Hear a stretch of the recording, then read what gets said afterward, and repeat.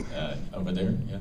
I wanted to congratulate you, Jim, on your portrayal of Boyles. I met him a week after he was kicked out of Vietnam, and he was in the BBAW office on 28th Street, and I'll never forget seeing him there, and I just have to congratulate you again for just the amazing performance of how he was that time when I met him in '72. I wanted to ask a question that could probably take up several hours.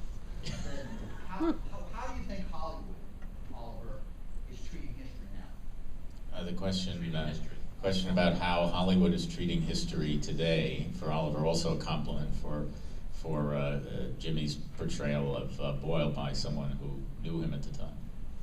Well, you know, not well, especially American history. I think that we get slices, little films like Salvador, or you get films that are a slice of life and they have a little bit of reality and you feel it. And that's how you have to do just as much, you know.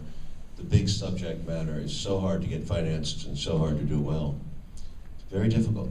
And I'm taking a more limited view of it now. I used to think that I could knock off and do the bigger subjects, but you know, certainly you pay for it.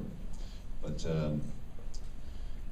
I'm proud of Nixon. I'm particularly proud of JFK and W, because W was really an attempt, and there's a lot of truth in that movie. It was not looked at as because he was in office, and I think there was a lot of distaste for him at that time. But historically, I think that movie will hold up, because I think that what was said in those meetings, it's a little bit dramatic, obviously, but to me, it's exactly what happened in that period, and how our leadership believed this kind of strategy to go into Iraq.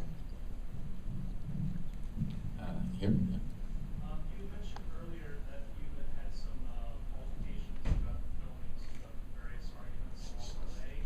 Was it mainly about just the conditions of filming, just the strain of putting everything together, or was it more about character choices? I don't want to gossip or anything. I'm curious, can you remember an overall sense of what the tussles were about? It's a question about the disagreements that Oliver and James Woods had during the making of the film, and was it just about the arduous conditions they were filming in, or did it have more to do with the interpretation of the character and other dramatic points? I think Jimmy brought to it, I'm sorry, I think he brought humanity, and you see, Richard was a certain type of person, and you know him, so he would have alienated a lot of the audience, because he says outrageous things. I love him, but he is a bit of a drunk. He was, you know, but now he's married, and he's doing very well, and he has a child with a Filipino woman, a bit like the movie. So listen, he worked out in the end, and Richard's a good guy, but I think Jimmy always had a bit of dis-ease with him, and never could approve of him morally. Put it this way, he's got a moral sense of his own. So there was always this dispute, and I would try to ride in the middle of it, because he's great when he plays crazy like that, when he plays loose. This is Jimmy, you know. I love that quality of him, but sometimes he resents it. He doesn't want to do that. You know, I want to be the great lover, I want to be this, I want to be that. So there was a bit of that going on too. I mean, honestly, I have to say, I'm not just agreeing, all kidding aside, I mean, it's very hard as an actor, you know, to play a part that is, I mean, I don't drink, you know, it's not I'm not like Richard Boyle in many ways, so I felt like Oliver was just kind of manipulating me, but I think it's also a testament to the style of filmmaking. I mean, people talk, you know, I mean, a lot of you are too young to remember, but when you go from sort of classical structured filmmaking to what was then called sort of the MTV style, people always talk about Oliver's politics and how he does movies about, you know, JFK or Nixon, whatever, Salvador, very provocative subjects, but people sort of forget how much Oliver Stone rewrote the grammar of film. I mean, you look at Natural Born Killers, you literally have a visceral response. I remember seeing a screening of it with a woman journalist who walked outside. I said, I've never felt like this coming out of a movie. I mean, you really felt off balance. I mean, in the most provocative way. And so when we're doing it, you know, I was wrong. I mean, you know, Oliver, the guy looked camera left, he goes, who gives a shit? You know, it's like, I said, but it's important when you try to cut it together. He said, I don't care. So I thought, oh, well, this guy. But then, you know, when you saw it put together, it was like, oh boy, I'm glad I didn't, you know, I'm glad the cops picked me up outside the volcano there with the 40. I actually did have a 45, but I mean, but we argued, to answer your question, really about. I'm proud to say very significant things. I mean, I thought it was important, you know, to make sure that things like. I'm just worried about veracity, and he'd push the edge of the envelope. He'd say, you got to go to confession. I said, Oliver, I'm a Catholic. I was an altar boy. You don't go to confession 5 seconds before you go to Mass. You go the day before. You got to stay in a state of grace for a night. That's a funny scene. But now, in retrospect, when I look at it, do I give him crap whether, you know, it's, you know, a wonderful scene. I'm really glad we did it more than anything. It's one of the things I'm sort of most proud of. You know, in the film, in a weird way, this little moment that happened in 5 minutes, and later, you know, wow.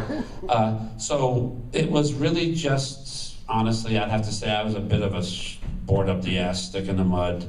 Nothing's changed really, but honestly, when all is said and done, I think the reason Oliver and I always worked well together, you know, we've done a lot. He's mad at me because I got tired, you know, once that.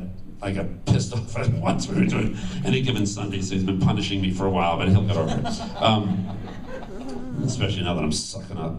But anyway, what happened is that's really interesting is that it's like great relationships, and if you look at great relationships with, you see partners sometimes, they never get along, you know? I mean, they never get along, and it's that abrasion. You know those marriages that break up? You say, you know, those people never had an argument. I said, yeah, they didn't have sex either. You know what I mean? It's like, and then the people down the play, their bottles are breaking and they're screaming, and you don't know whether she's getting beaten up or she's having sex. I'm not promoting that, but what I'm saying is, you know, you never open, like whenever anybody sends me a script, and an agent says, yeah, it's very interesting. I said, stop, don't send it, fuck it, who cares? Who goes to a movie because it's interesting? Have you ever on a Friday night opened a paper and go, oh, this movie looks interesting? You go, oh, I want to see this. Fucking Oliver Stone, and, you know, Juliette Lewis chopping people up, banging them on the hood of a car, and then shooting them. And I mean, that I like to see. You know, you're just interested. I've seen a couple of movies of Oliver's. I saw one movie of Oliver's, I want to say, that I fucking hated. I saw it 3 times because I was so aggravated, but there I was, having passion, you know, and Oliver and I, he just aggravates the living shit out of me, and yet, we have dinner all the time, and I always remember how much I genuinely love him, but he's just like my weird third cousin. It's like, is that guy from the family, or did the milkman show up one day? Where is this guy from? You know, he's so weird, and yet, you know, here we are, 2 old farts, one of us. Anyway, you know, and we're still here, you know, he's still doing it, and I'm wondering why. Yes. No, I mean, why he has this, why, I mean, in a good way, why he has the stamina, why he never gave up.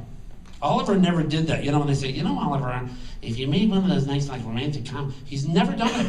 He's never done it, you know. Every great director, at some point, they say, you know, the big talent agency will say, you know, if you really want to make the big money, and he, you know, you have to realize, even Pachu, they made a ton of money. It was all screwed up financially or legal, whatever, and you know, I got to tell you, Oliver has struggled a lot and has not. Oliver Stone is 1/100th as rich as he should be and as he will be in the eyes of cinema history. I can tell you that for sure. And if we never work again, if he spits on me and walks out, he is one of the greatest filmmakers that ever lived and ever will, because he never once ever compromised. Okay, ever, in my opinion. Second. I didn't see it the first time when I don't know I was alive then. And I was wondering if you would consider maybe trying to revisit it now, because I think it can resonate with people better now than it did at the time. First off, but my next one is, I'm watching this movie, and all I'm thinking about is Occupy Wall Street. And if you didn't do Wall Street movies, are you going to do Occupy Wall Street? Let's stop. Go down there now and start getting some of the footage. It's very visually interesting. I mean, they're bringing mattresses there, and they're really like upgrading from the oldest. How about a Oliver Stone Film Festival down on Occupy Wall Street? Okay, a couple of questions. One is about potentially reissuing Salvador, and maybe they could do it in 3D, like The Lion King. The other question is about whether Oliver has any plans to film it all at Occupy Wall Street. Before he answers one thing, he wanted to do a sequel to Salvador called Wild Dogs. He forgets, because he forgot the original title of Salvador was South of the Border. I had to remind him. But he wanted to do Wild Dogs and put us, where'd you want to put us? In Beirut, I think. Yeah, Beirut. It was a good story. It was a good story. Good story. Beirut. Richard's adventures in Beirut, on both sides, Muslim and Jewish. Okay, I know you're trying to duck the Wall Street question, so I'm going to let you hang on this one by yourself. It is difficult to re-release because John Daly's company, I don't know, they had so many bankruptcy issues. John was sued so much. He really took on the system. He tried to, he was a fighter. He was a boxing promoter originally. And he's a tough cockney from the streets of England, and Jimmy can tell you. But he really got himself into a lot of hot water and so many bankruptcies. Salvador was sold off to some company. It now belongs to MGM. I tried to get them to release a Blu-ray, a good Blu-ray last year. They wouldn't do it. Although they did Platoon, but they would not do Salvador. So people, it's a business. South America, again, there's a certain thing about, I did South of the Border as a documentary, actually. I mean, it is hard to get these movies out there. A re-release would be impossible. They don't do that very often, only for huge films. So that doesn't figure. And about your second question, it's really too soon to tell. I mean, I'm not really chasing the news, and we get asked this all the time. I mean, the news is very dramatic, and the media makes everything very huge. Every year goes by, there's 1,000 things that happen, and so, I mean, you got to find the story, and you got to care about the people. So, I'm still, I don't know that it's effective. We'll see. I hope it is.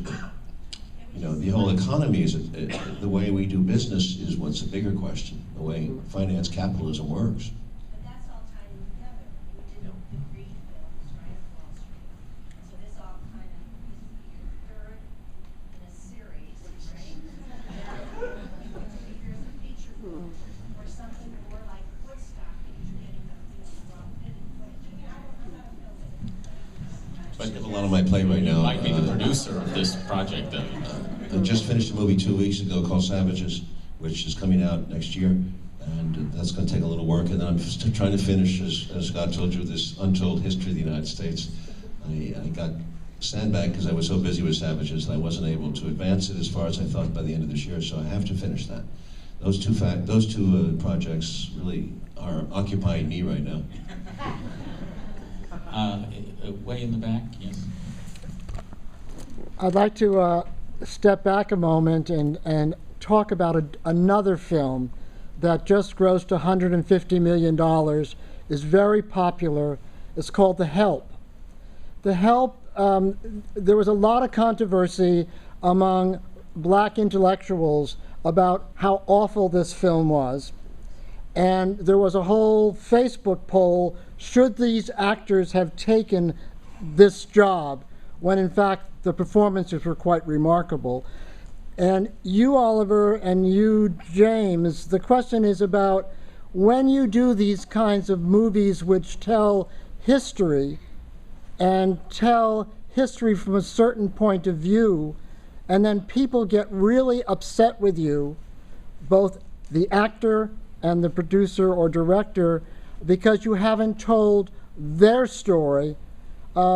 And if the story, in fact, has been whitewashed, as perhaps The Help was, from your experiences, what would you say to young filmmakers about how they choose their projects?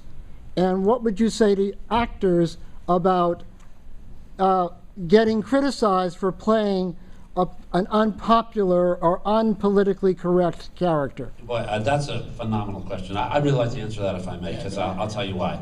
I've been in this situation before, and if you're the actor playing something that right now is au courant and politically correct, then you get all the reviews and nobody's really that interested in many ways, surprisingly enough. But if you tell with the same veracity and the same energy and passion a story that's not politically correct of the time, then all of a sudden nobody's that interested. I mean, I saw the help. I thought the performance was remarkable. I thought it had a kind of a romantic feel to it, but so what? It didn't try to pretend that it wasn't that. I have a dilemma. I shouldn't say it because it hasn't been announced, but I have been trying for a year to acquire the rights, and now finally have, to the entire, and many of you won't even know this, Tawana Brawley hoax. Which has been buried, and now, you know, one of the perpetrators of the hoax is, of course, now a commentator on MSNBC, and I have the problem: how am I going to ask an African-American actor to play Al Sharpton when he was involved in what has been adjudicated, and the most famous book was written by the 6 people who covered it for the New York Times. Now, as it turns out, he's a phenomenal character. And I'm hoping that people will say, well, if it's a sophisticated enough story, then we will want to be involved in it because, you know, there are villains of all stripe in the world, and sometimes it's good. I mean, when Hollywood was trying to catch up to the real world, and actually once in a while made an African-American actor, for example, the lead in a movie, you know, of course, it started with Sidney Poitier. Well, like, what a shock, of course, you know. And then Denzel Washington, and then all of a sudden, finally, you know, people could actually look not like Cary Grant, regardless of their color. And then finally, we actually had black villains, and, you know, it started to relax a little bit. But I tell you, if you know, I think it'd be very hard, for example, given the current climate of political correctness, and because it's an earnest and important issue, the current civil rights struggle of gay rights, for example, I don't think you would do very well getting a movie made right now about a gay serial killer, for example. But once America finds the best of itself, and we do extend those rights to people who obviously deserve them, then we'll be able to stretch out and be a little more relaxed about it. So I think your question's an excellent one. The timing is very important. I can tell you that Platoon had been made 3 years before. Oliver would have had the same luck making it as I did when I was trying to make An American Girl with Kristen Stewart, who's the biggest young star of her generation. I couldn't get a movie made that was for $6 million about a young woman Marine who loses her legs in Iraq. All I ever heard was the word Iraq, and they wanted to go the other way. But there will be a time when, in the tradition of the best years of our lives, Coming Home, Born on the 4th of July, when that movie will get made, probably by somebody else and probably another star, because she'll be too old and I'll be disgusted with the fact you can't get them made, because it's the right timing. Platoon, the timing was phenomenal. It just was perfect. And if it hadn't been, we would have lost, probably, his career maybe wouldn't have been as great as it was. You know, I think doing films on the cutting edge is a high wire act. If you don't get the timing right, you're never going to work again. And if you get it right, you get to be Oliver Stone, you know? And honestly, as far as I'm concerned, fucking political correctness, both liberal and conservative, makes me puke as a filmmaker.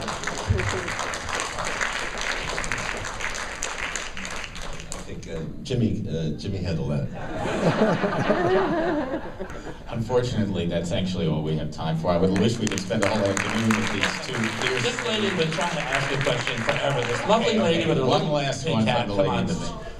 Well, after your last commentary, I don't even know if it's pertinent because Okay. about 20 minutes ago you suggested that you have been working for 2 or 3 years, and I wanted to tell you that I'm the personal manager. Oh, yeah. Well, let me just say. Oh, wonderful. Oh, thank you. Aren't you nice? Aren't you lovely? Thank you. I will take it. By the way, let me just point out that, you know, I was nominated for an Emmy a couple of weeks ago for recent work, but, you know, and I have worked a little bit. I'm actually helping my elderly mother is very sick and has been for a couple of years since my brother died. So I've taken, you know, I can always make another movie, but I only have one mom. So I decided to go home and fulfill the promise of what she gave me all my life. James and Oliver, thanks so much for being here with us today. Thank you.